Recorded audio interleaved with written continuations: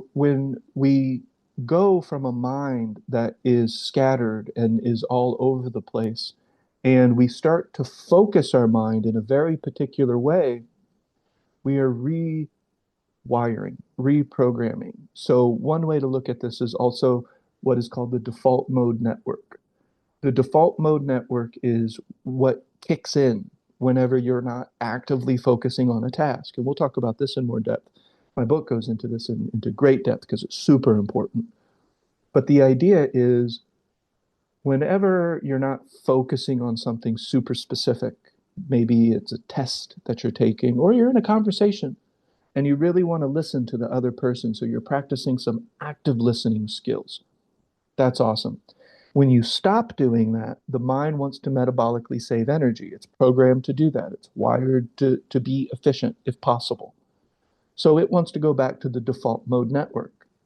Well, you've been training, I've been training, anybody who's watching this has been training their default mode network. The default mode network when we're born is awareness, just pure, unadulterated, non-manipulated. You're not doing anything with it. This is very popular in Buddhism, very popular in Taoism, very popular in mindfulness, because at this point, you're just the observer. And I think that's great. I think that is an excellent, excellent energetic state. If we're going to be in a type of limbo, let's be in a limbo that is space. It's almost as if you are an, I wanted to say electron, that's not correct. If you are a nerve and you're a nerve that is full of action potential. The nerve hasn't fired yet, but it's ready. At any moment it could. It's not just sitting there dormant. You know, your neural pathways aren't just like there and not doing it. No, they have energy potential and they're just ready for a sodium potassium exchange so that that can fire and cause the chain reaction of the neural network. So what happens though is that when we start to focus our attention, when we start to be more purposeful with our mind, we just naturally retrain that. We're going to have now a default mode network that is more purposeful, that is more chosen.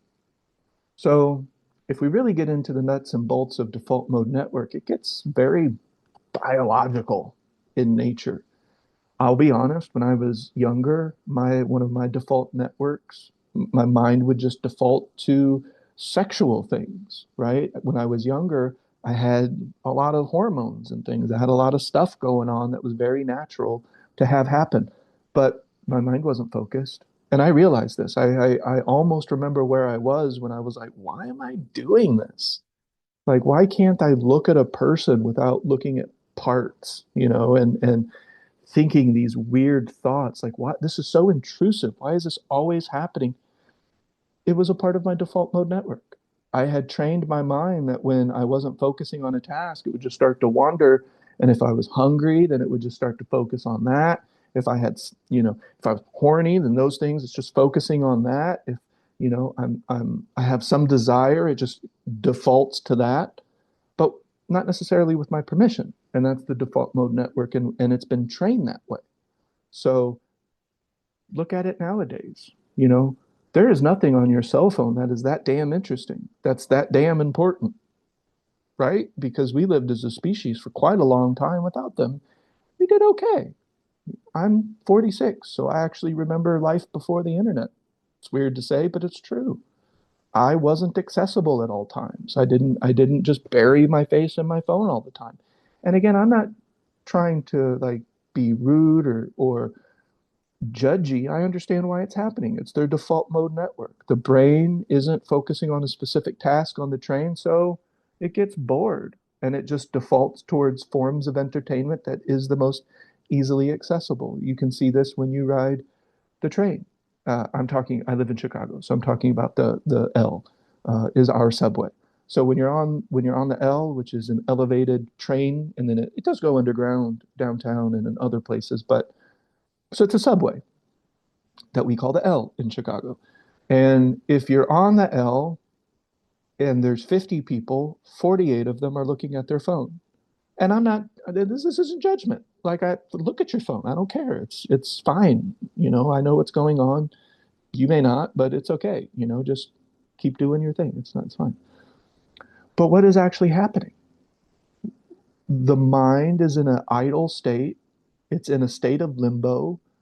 It's not being directed. And so it just goes towards its default. And usually the default is I'm bored. So I need entertainment. I gotta fill that. And then so we just look at our phone. We just sit there and scroll and we're looking at something and it's giving us a type of chemical satisfaction, you could say. The brain feels satisfied because it's no longer bored. But what's really interesting, and you know, maybe this is kind of a foreshadowing, but when you do this practice, eventually there's no such thing. Honestly, I can't imagine being bored. When I'm on the train, I have windows. I can see the city and the detail, and it's all just so interesting. And then later in the practice, when you start to really interact with different, like, emotional memories, different feelings that we can recall, you know, there's just no such thing. I don't have to default to my phone because the world itself is entertaining. And I don't mean like people can be entertaining in a different way, but I'm saying that even the most mundane thing, mundane, has energy, has vibrance, has life, has feeling, and maybe is even an aspect of previous emotional memories that can help recall it.